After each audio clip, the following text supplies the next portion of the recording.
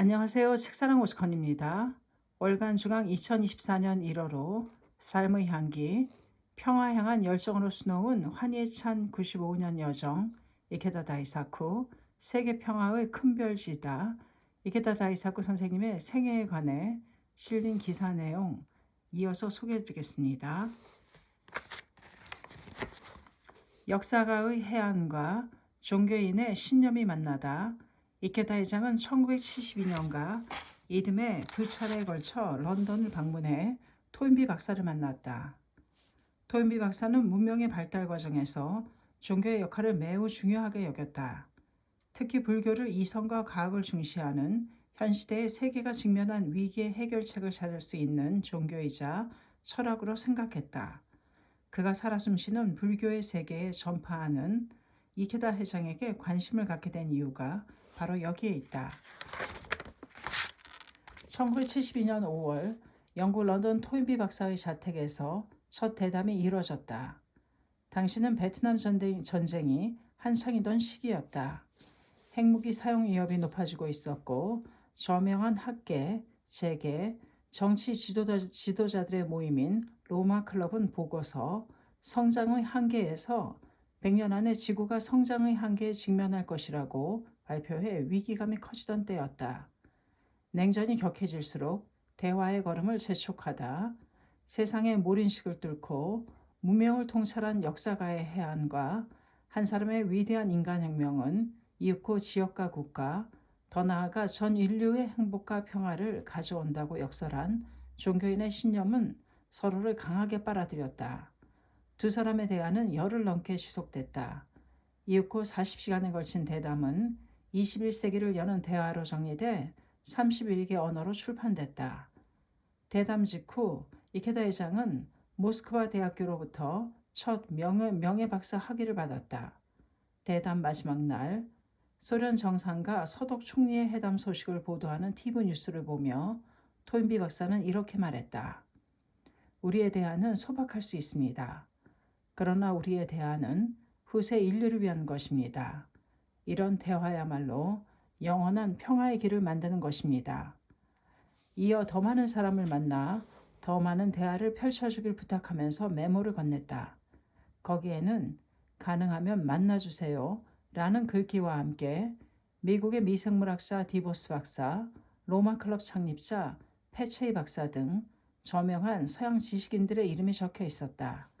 1970년대가 가고 1980년대가 왔지만 세계는 여전히 불안한 평화를 유지하고 있었다.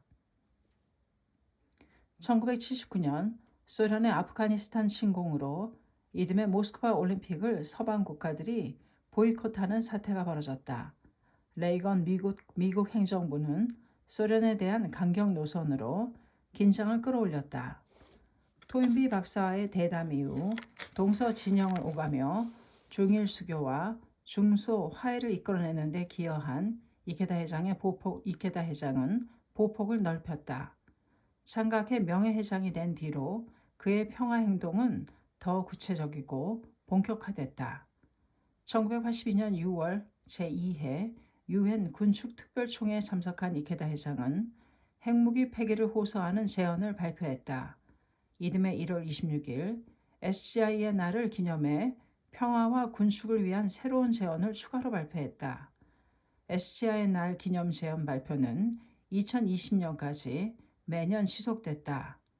그는 기념 제언을 통해 유엔의 기능 강화를 위한 구체적인 방안, 시민사회의 참여를 높이는 방안 등 구체적 방법론을 제시했다.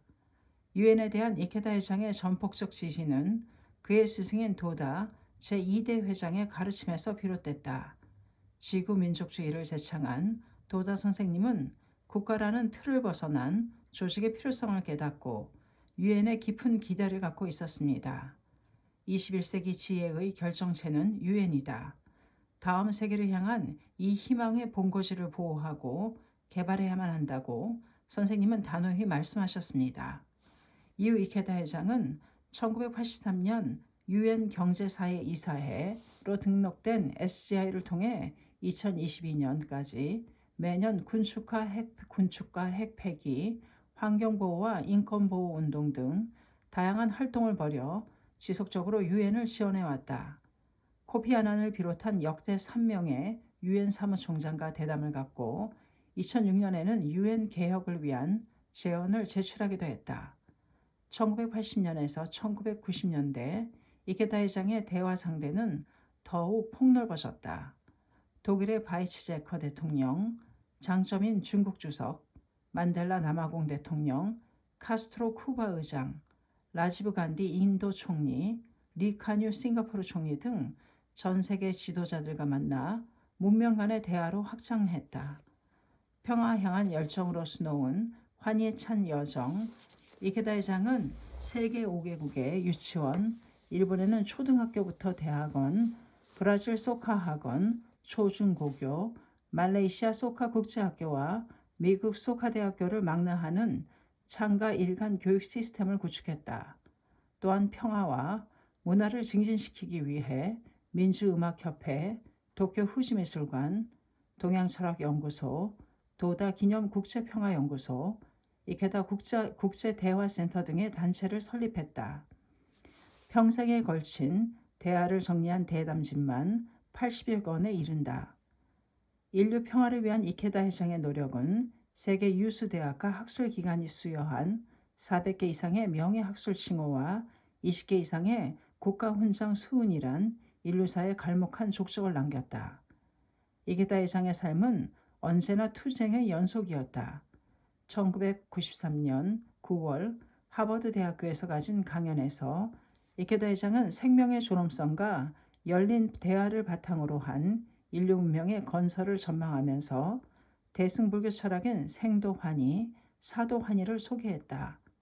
이를 두고 가치 있는 생을 살면 그 종말도 가치 있는 인생으로, 또한 가치 있는 죽음으로 평가되기에 생도환희, 사도환희가 되는 것이라고 한 조문무 전 제주대 총장의 말처럼 세계를 누비며 대화의 시대를 연 이케다 회장의 일생, 그것은 이상을 현실로 쟁취해낸 생사초월의 한의가 아니었을까. 타국의 불행이에 자국의 행복을 구하지 않는다. 타국의 불행이에 자국의 행복을 구하지 않는다. 최근 타계한 이케다 다이사쿠 국제창가학회 회장이 2010년 10월 월간 주간과의 인터뷰에서 밝힌 세계 국가들의 공동 번영 첫째 원칙이다. 이케다 회장은 이 첫째 원칙을 국제사회로 확대하고 환경 문제 등 지구적인 문제 앞에 일치 협력해 연대를 키우는 것으로 공동 번영을 이룰 수 있다고 설명했다. 또 유엔을 인류가 구축한 평화의 탑이라고 칭하며 엄연하게 지키고 떠받쳐야 한다고 강조했다. 13년 전 이케다 회장이 제시한 이 같은 원칙은 현실에서 지켜지고 있을까 아쉬움이 남는다. 여전히 지구촌 곳곳은 전쟁의 포성과 통곡이 멈추지 않는다. 이케다 회장이 평화의 중심이 되길 바람하지 않았던 유엔은 국가와 민족 간 분쟁 앞에 무기력한 모습만 보여주고 있다. 분명 이케다 회장이 그렸던 이상과 거리가 멀다. 평화의 길을 개척했던 이케다 회장의 노정을 다시 새기지 않을 수 없다. 세계 평화는 단지 정치가들이 조약서에 서명을 한다고 실현될 수 있는 것이 아니다. 참된 영속적인 평화는 생명 깊은 차원에서 사람들 간의 연대를 맺어 나감으로써만이 실현될 수 있을 것이다. 이케다 회장이 평생에 걸쳐 가장 큰 방점을 찍고 전개해온 평화운동은 이 메시지에 응축돼 있다고 해도 과언이 아니다. 이케다 회장은 대화를 통해 분쟁을 해결하고 평화를 도모하고자 했다. 그의 평화운동은 생명 존중의 불교 사상과 인간의 창조적 힘에 대한 믿음, 인간 연대 구축을 가능케 하는 대화의 힘에 대한 확신을 바탕에 두고 있다. 불교 철학을 전파하고 교육과 문화 교류에도 관심을 기울였지만 특히 평화는 그에게 주어진 남다른 미션이었다. 소년 시절 전쟁의 비극을 직접 경험하기도 했거니와 그의 스승인 마키쿠지 스네사부로와 도다 조세이가 군국주의에 항거했던 정신이 장각해 오롯이 깃들어 있었기 때문이다. 핵무기 반대, 기친에 걸고 평화에 대한 대화 전개, 그가 스승 도다 조세이와 장각의 철학을 선뜻 받아들일 수 있었던 것도 어쩌면 군국주의에 대해 같은 문제의식을 공유하고 있었기 때문인지도 모른다. 장각의 초대 회장인 마키쿠시 스네사브로와 제2대 회장 도다 조세이는 군국주의에 반대하며 함께 투옥됐다. 마키쿠시 초대 회장은 끝까지 군국주의에 항거하다 옥중에서 숨을 거뒀다. 전쟁 당시 일본에는 약 1500개의 종교단체가 있었다. 그중 군국주의에 저항하며 투쟁한 종교는 단 둘뿐이었고 지도자가 탄압을 받아 사망한 곳은 장가케가 유일했다. 장가케가 군국주의를 배격하고 평화를 강조하는 뿌리 깊은 전통을 계승하는 이유이기도 하다. 장가케의 평화운동은 처음부터 목표가 구체적이고 확고했다. 1957년 장가케 청년부 회합에서 도다 조세이는 핵무기를 이용해 인류 공동의 생명권을 위협하는 자들을 강하게 비난했다. 도다는 핵무기는 인간의 가장 어둡고 사악한 측면을 나타낸다고 호소하며 핵폐기는 바로 장가케 청년부의 사명이라고 선언했다. 이 선언은 SGI의 세계평화운동 토대이자 중심이 됐다. 스승의 가르침을 이어받은 이케다 회장도 수십 년 동안 핵무기 폐지를 주창하며 같은 목표를 가진 개인 및 단체와 공동 작업을 펼쳐왔다. 1998년에는 핵폐기 2000이라는 국제적 서명운동을 이끌었고 1300만 명의 서명이 담긴 탄원서를 유엔에 제출했다.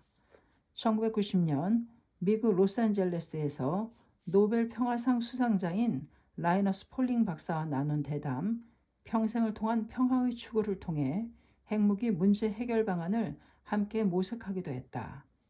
또한 2017년 노벨 평화상을 받은 핵무기 폐기 국제운동 아이캔과 2007년부터 파트너로서 핵무기 금지와 폐기를 촉구하는 활동을 펼쳐오고 있으며 공동으로 핵무기 없는 세계를 향한 연대전을 개최해 큰 반향을 불러일으켰다.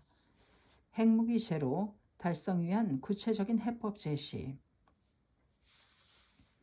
이케다 회장은 핵폐기를 위해 없어서 안 될 중요한 것은 핵폐기에 대한 의지와 가능성에 대한 믿음을 사람들에게 불러일으키는 의식개혁이라고 믿었다. 그는 평화는 절망과 희망의 경쟁입니다. 이러한 사악한 파괴를 초래하는 도구를 만든 건 인간입니다.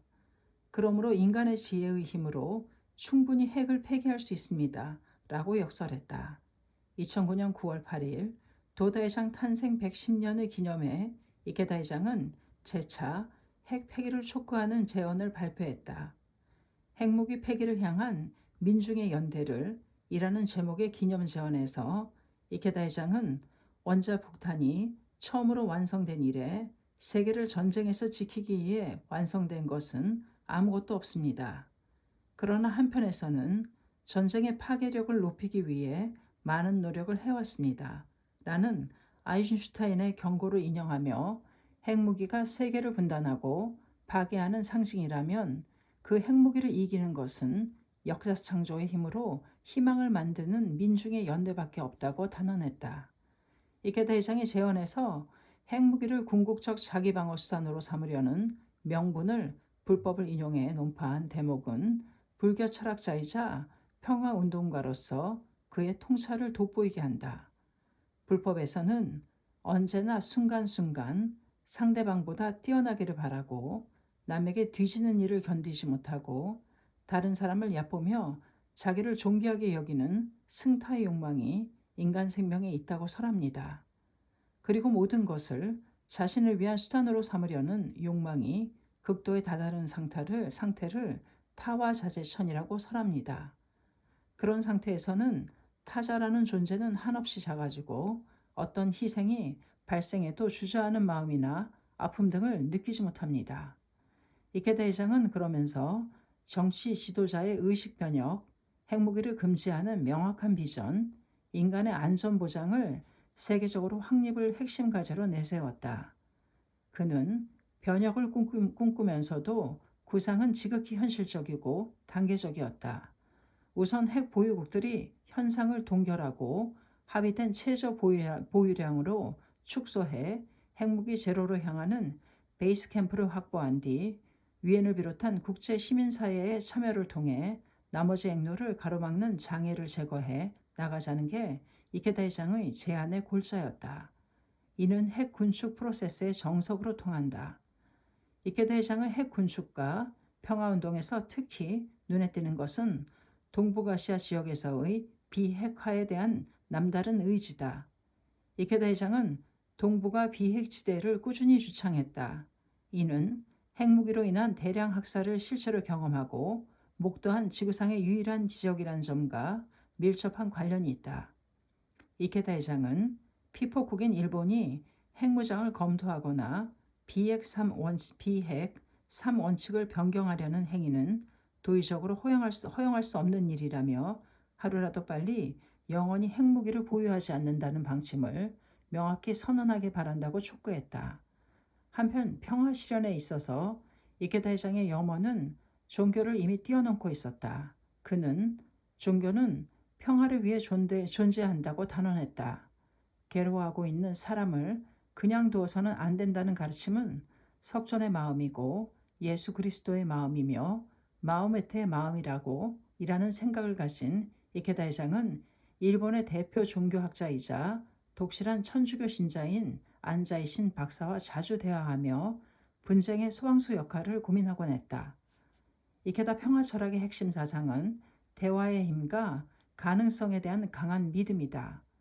대화의 영향력에 대해 이케다 회장의 믿음은 확고했다.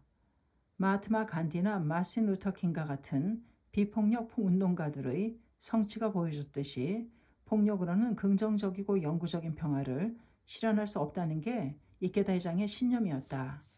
인류의 역사가 계속하는 한 대화야말로 평화의 왕도라는 명제는 우리가 영원히 관철해야만 하는 과제입니다.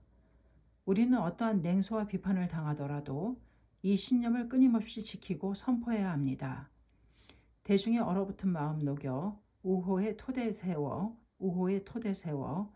이케다 회장의 평화운동이 보여주는 또 하나의 특징은 아시아 평화를 해친 과거 일본에 대한 통렬한 반성을 전제로 한다는 점이다. 일본의 침략 행위에 관해 이케다 회장은 조금도 피하거나 희석하지 않았다. 많은 사람이 일본인만큼 잔혹한 침략자는 없었다고 얘기합니다. 그러나 일본인들의 대다수는 이 사실을 모르고 있습니다.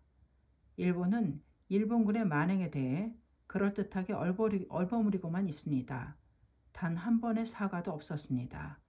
1941년 태평양 전쟁을 일으킨 일본은 동남아시아로 팽창 정책을 추진하면서 이듬해 1월 필리핀 마닐라를 완전히 점령했다. 퓰리처 센터가 2019년에 발간한 자료에 의하면 일본이 점령한 3년간 필리핀 소녀 1000여 명이 성노예로 끌려갔고 그중 생존자는 단 10명뿐이었다. 또 1945년 2월 필리핀에서 퇴학하는 일본군은 마닐라에서 민간인을 상대로 약탈과 강간, 학살을 저지른 것으로 조사됐다. 여러 조사에서 희생자 수는 10만 명에 달하는 것으로 추산했다. 하지만 일본은 이에 대해 공식적으로 사과하지 않았다. 이케다 회장은 바로 이 점을 지적한 것이다. 이케다 회장은 1960년대부터 아시아에서 일본군이 저지른 만행을 끊임없이 지적하고 대응해왔다. 역사적 부당함을 솔직하게 밝힘으로써 서로에 대한 감정의 장벽을 허물었다. 특히 문화를 통해 상호 이해를 촉진하려고 애썼다. 이케다 회장은 올바른 역사관에 입각한 진실을 말함으로써 유대를 회복하고자 했다. 일본 창가계 회원들과 대화하거나 글을 쓸 때 필리핀 독립영웅 호세 리살을 소개하곤 했다. 호세 리살이 인품이 뛰어난 영웅이자 의사, 문학적 천재였으며 필리핀의 독립을 위해 헌신하다 30세에 생을 마감했다며 찬사를 아끼지 않았다. 1998년 피델 라모스 필리핀 대통령은 필리핀 독립 100주년 기념식에서 리살 기사단의 리살 국제평화상을 이케다 회장에게 수여했다. 또 이케다 회장은 아시아 국가들의 문화와 예술을 일본 국민에게 소개하면서 일본과 아시아 국가 간 다양한 문화적, 교육적 교류를 주도했다. 이는 아시아의 우호와 평화적 관계 전환에 상당한 영향을 끼쳤다. 한국에 대해서도 마찬가지였다. 여러 강연과 대화에서 한국의 대표 위인을 소개하거나 문화 교류를 통해 서로에 대한 이해의 폭을 넓히고자 했다. 일제에 맞서 독립운동에 앞장선 유관순과 안창호의 훌륭함을 알리고 한국을 형님의 나라, 스승의 나라라고 높이기도 했다. 1990년 한국을 첫 방문하게 된 계기도 문화 교류를 통해서였다. 서울 중구 호아마트홀에서 이케다 회장이 창립한 도쿄 후지미술관이 소장한 서양 명품회화 74점의 한국 최초 전시를 열며 처음 한국 땅을 밟았다. 이때 고 이건희 삼성그룹 선대 회장을 만나 천리길도 한 걸음부터 라며 양국의 문화교류 확대에 대해 공감대를 형성했다. 2년 뒤에는 도쿄 후지미술관에서 고려, 조선, 도자 명품전을 열어 호암 미술관이 소장한 한국 도자기의 아름다움을 일본에 알렸다. 이케다 회장은 1998년 방안에 경희대학교 조영식 설립자와 평화사상을 주제로 대화를 나눴고 명예철학 박사 학위를 받았다. 1999년에도 제주도를 찾는 등 세 차례 한국을 방문했다. 한국에 대한 각별한 애정, 문화훈장 받기도. 2012년에 국내에 출간한 수필집 감사합니다 한국에서 이케다 회장은 고대부터 지금까지 한일 관계에 있어서 일본이 한국으로부터 어떤 은혜를 입었는지, 그럼에도 불구하고 일본이 한국에 어떤 과오를 저질렀는지 낱낱이 밝히면서 일본이 한국에 대해 진심 어린 사과를 하고 깊은 감사의 마음을 보여야 한다고 주장했다. 문화 대은의 나라인 한국을 짓밟고 괴롭혀왔던 역사는 사죄하고 또 사죄해도 부족하다는 것을 저는 일본인의 한 사람으로서 가슴에 깊이 새겨왔습니다. 이케다 회장은 한국에 대한 각별한 애정을 표현하는데 결코 인색함은 없었다. 한국을 세 차례나 방문하고 문화 대은의 나라로 추켜세웠다. 1988년 서울 올림픽 때는 소련과 중국을 방문해 올림픽 참가와 지원 약속을 받아내 서울 올림픽이 평화와 화합의 축제가 되도록 물밑에서 돕기도 했다. 당초 창가학회는 한국에서 포교하기가 까다로운 조건이었다. 창가학회가 처음 한국에 들어온 1960년대는 양국의 국교가 정상화되기 전이었다.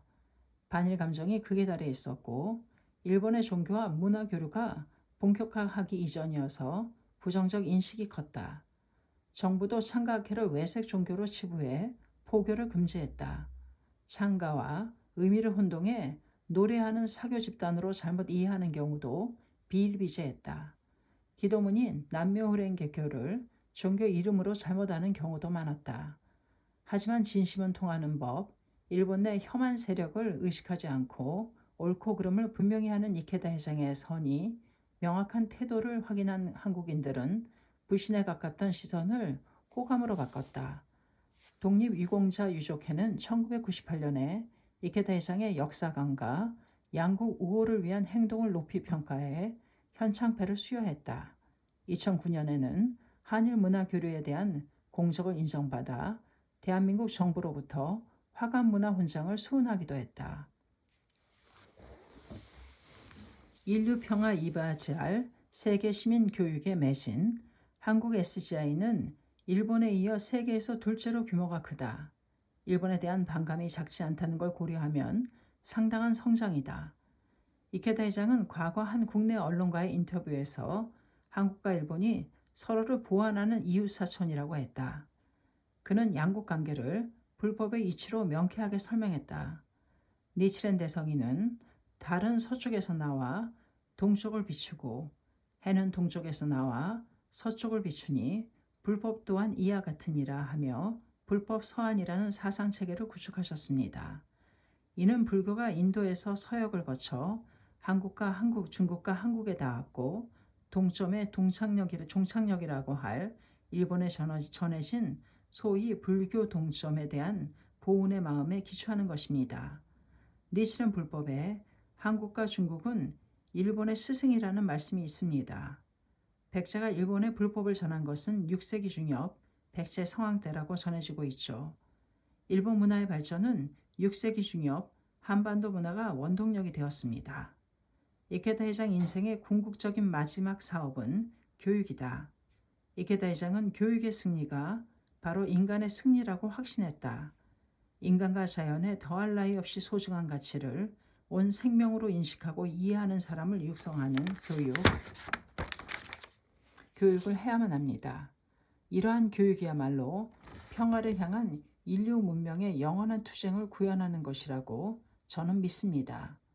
대담과 저술활동을 통해 대중이 스스로 깨우치도록 길라잡이를 자처했다. 이케다 회장의 유장한 노정은 그가 남긴 수많은 저술을 통해 살아 숨쉬고 있다. 이케다 회장이 쓴 저서는 세계 51개 언어로 2,000점 이상 번역 출판돼 세계인에게 평화의 메시지를 전하고 있다. 인간혁명 전 12권, 신인간혁명 전 30권, 여성에게 드리는 백자의 행복, 인생좌표, 해피로드, 지지 않는 청춘을 비롯해 아놀드 토인비아의 대담집, 21세기를 여는 대화, 고르바초프 대담집, 20세기 정신의 교훈, 하비 행콕스와의 대담집, 21세기 평화와 종교를 말한다 등 저명한 인사들과 나눈 수많은 대담집은 어느 것 하나도 빠지지 않는 수작이다. 이케다 회장의 교육은 평화와 밀접한 관계를 맺는다. 그는 교육의 가장 중요한 책임은 인류에 대한 사랑과 타인과 사회를 위해 헌신하고자 하는 젊은이를 육성하는 것이라고 강조했다.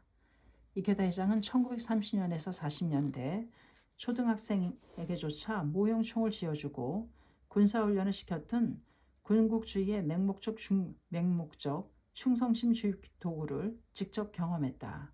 그 경험은 이케다의 교육 철학이 정반대로 뻗어나갈 수 있는 철학적 기반이 됐다. 인류에 대한 사랑, 평화를 향한 헌신, 창가 교육의 목적은 개인의 이익을 도모하는 엘리트 양성의 도구와 거리가 멀다. 인류에 대한 사랑, 평화를 향한 헌신이라는 이상을 실현해 정의롭고 평화로운 세계사회를 창조하는 세계시민 육성이야말로 이케다 교육 이상의 중심이다. 이케다 회장이 창립한 소카대학교의 모토는 비단 소카대 학생이나 SCI 회원에게만 통용되는 것이 아니다. 세계 시민을 꿈꾸는 전 인류를 향한 도전적 질문이다. 그대 무엇을 위해 지혜를 연마하는가? 월간중앙 2024년 1호에 실린 이케다 선생님의 기사였습니다. 기사를 쓰신 분은 월간중앙 유기룡 기자님이십니다. 감사합니다. 책사랑 오죽헌이었습니다.